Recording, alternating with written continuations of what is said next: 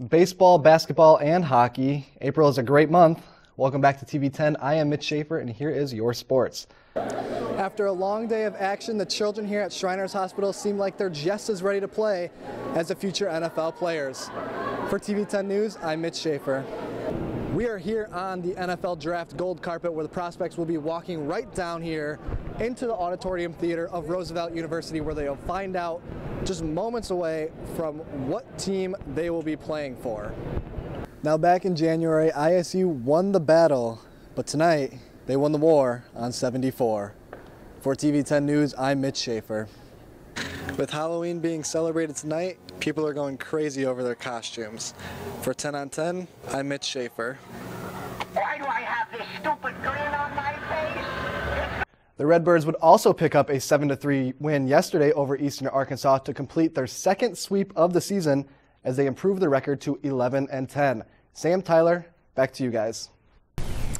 Thank you, Stephen. I am standing outside of Redbird Arena, where not just one of the faces, but the fro of Illinois State basketball has confirmed he is leaving, via his Twitter, he is leaving Illinois State for the University of Minnesota. Reggie Lynch is leaving. He grew up in Edina, Minnesota, which is located 15 minutes away from the University of Minnesota.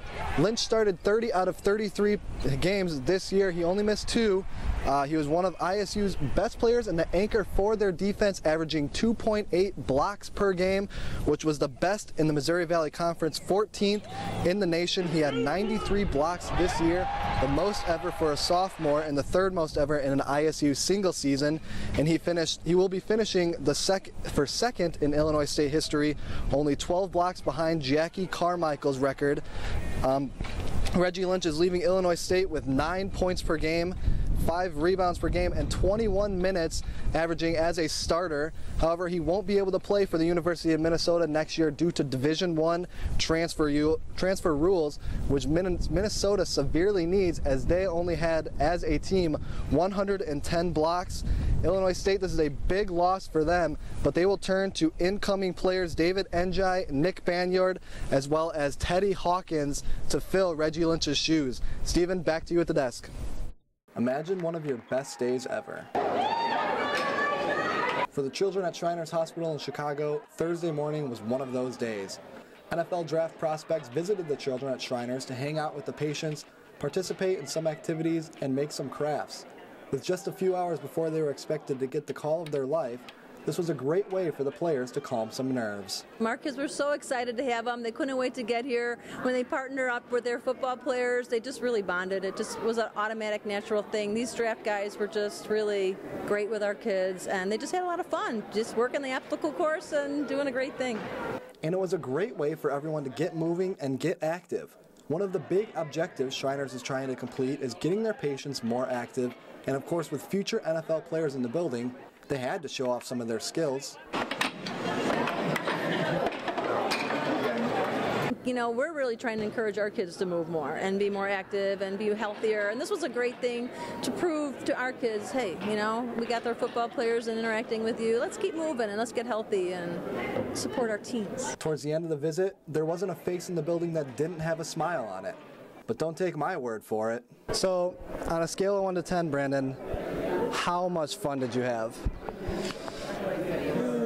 That's a tough choice right there. I would probably say 5. Well, I'll give it a 7. 7 out of 10? Aww. You seem like you were having quite a bit of fun out there. Okay, 10. 10? Maybe 12? Okay, let's make it 12. After a long day of action, the children here at Shriners Hospital seem like they're just as ready to play as the future NFL players. For TV 10 News, I'm Mitch Schafer. ISU traveled to Peoria Wednesday night looking for the regular season sweep against rival Bradley.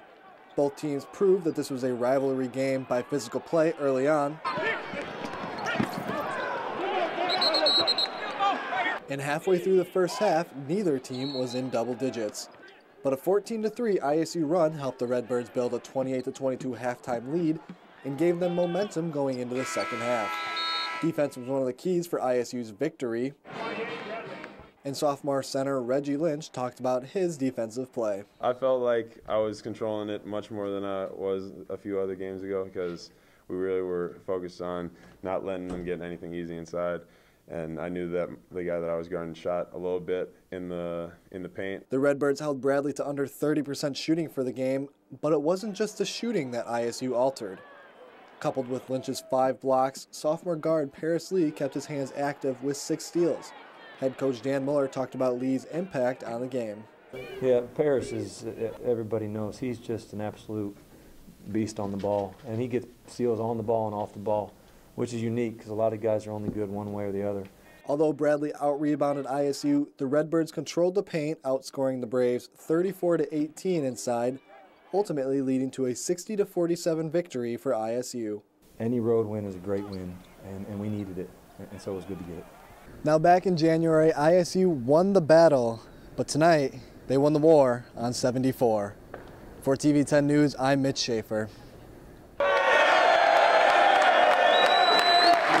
The number 5 seed, the highest Illinois State has ever been placed in the FCS playoffs. With that 5 seed brings a first-round bye in Illinois State's first home playoff game since they hosted Colgate University on November 27, 1999. We made out pretty well. We thought maybe it might be a top 4 seed, but being in the top 8 is great because you get a bye, and 5th is really good, and kind of like where we're at in the bracket, you know. Potent Redbird offense led by quarterback Trey Roberson is averaging nearly 6.8 yards per play, the 5th best in FCS, and are clicking on all cylinders. Well, I think we can keep it up. Coaches are putting together great game plans, and everyone's executing. Receivers are making plays, running backs are running hard, and O-line's blocking very well. So everyone's making plays, and I think we can keep it up. And now with everybody on the same page, they're ready for their rematch against a team that spoiled their perfect season.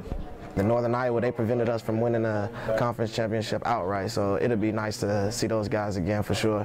You know, they get them outside of the dome. They get to come here. Like we said, we got a nice home field advantage here. Get to play in front of the home fans. Hancock it'll be nice. And Coach Spack isn't opposed to bringing Northern Iowa out of their dome and into the outdoor elements. Oh, I'd love a little snow, to be honest with you, but we don't have any control of that, obviously, so we'll play what we got, but I'm not unopposed to a little snow. That'd be kind of fun.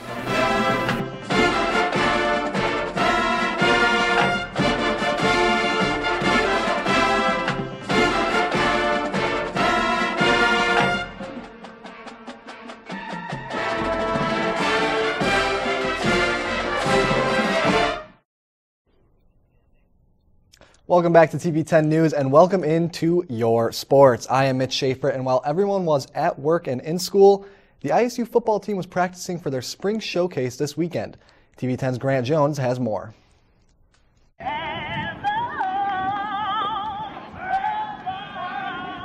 TV 10 News, I'm Grant Jones. ISU will look at this game as the first step in making a run back to be title contenders again. ISU baseball will be back in action this weekend, looking to improve their record even more following a 2-game win streak over out-of-conference opponents Illinois Wesleyan and Webster. The Redbirds got a tough one as they host the 10th-ranked Missouri State Bears this weekend. As you can see, the two teams play today at 4:30, as well as tomorrow at 2, and then they'll close out the series on Sunday. The Birds are hot, but the Bears are hotter, winning 8 out of their last 9 and sitting atop the Missouri Valley Conference. All 4 Chicago teams were in action yesterday. Last time all of those teams won on the same day, April 21st, 2012. So let's take a look at those games, shall we? White Sox, bottom 7th, 2-2. And Yordano Ventura, not liking that the ball got hit back to him. Words were exchanged. About 30 seconds later, you're going to see Jeff Samardzija coming in out of nowhere. The South Side has changed you, Jeff Samardzija. What are you doing? Lorenzo Cain barely misses him with a haymaker. Ventura, Samardzija, Cain, Chris Sale, and Edison Volquez all ejected. Royals would go on to win that game 3-2 in 13 innings. Switching over to Nashville, Smashville. It was 1-1 going into the third, but Nashville, well, there's one goal. A couple minutes later, oh, there's another goal. Then half a minute later, oh, there's another goal. 3 goals in 3 minutes and 14 seconds would doom the Blackhawks. They lose 5-2. And then in Milwaukee, Jimmy G buckets, more like Jimmy G dunks. He's going to put up the Bulls in double overtime, 103-101. His teammates are happy about that. And then D. Rose, too big, too fast, too strong, too good. You can't do anything unless you're standing in front of him. He's very happy about that. Bulls win 113-106 in dose overtimes. Cubbies would go on to lose to the Pittsburgh Pirates 5-4 after giving up a lead. But let's take a look at the standings for the Cubs and White Sox right now. Cubs 2.5 games back from the Cardinals in the NL Central. And the White Sox, following that loss, now 5.5 games back and third in the AL Central. Very hard to compete with the Tigers and Royals in the same division. Well, Mitch, the Bulls and Blackhawks both play tomorrow night. What do you think? Who's going to win? I want to say they both are going to win, but I think the Bucks are going to give the Bulls a run for the money, and I think the Bulls might lose tomorrow night. Well, I'm sure pulling for them. What do you think? I'm thinking the Bulls. I think they'll pull it out. Okay. We'll see. That's fair. Thanks, Mitch. Thanks.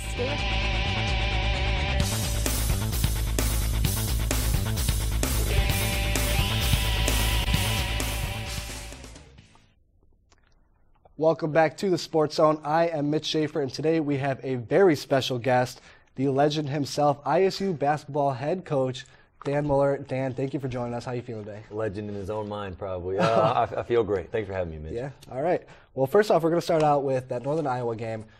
I heard it from you. I heard it from Deshaun, other players as well. You guys were disappointed, but what's the one big thing that you took from that loss?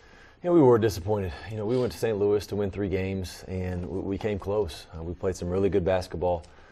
I think the best thing that I took away from it was we weren't satisfied. I mean, it was clear after the Wichita State win going into Sunday's game, our guys came out with the right mindset, the right attitude, ran out of gas, but it was a lot of growth for our team. Yeah, they were very focused after that Wichita State game. You guys got the NIT berth, though. You're going to be playing Green Bay on Wednesday. How do you guys feel about that matchup? Feel good. You know, we like the matchup, number one, because we get a home game. And to get a home game in the NIT is something to be proud of. You know, Green Bay's got a dynamic scorer, one of the best players in the country in Kiefer Sykes, but they're not a one-man team. They're well coached. They're really good. This time of year, if you're going to keep winning and keep playing, you got to play well. And so we've been playing our best basketball of the year.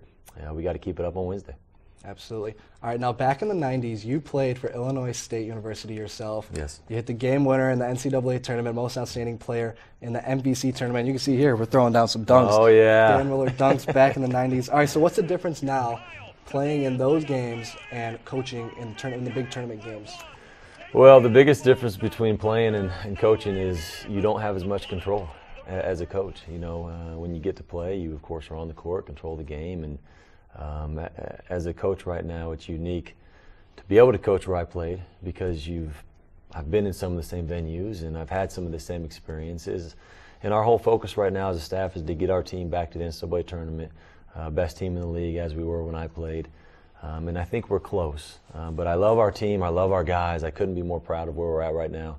And we want to keep winning. I mean, we want to play another 3-4 weeks. Yeah. All right, now we're going to talk swag. You said you were going to take 3 suits to the MVC tournament. You didn't disappoint. Constantly rocking sneakers with your suits.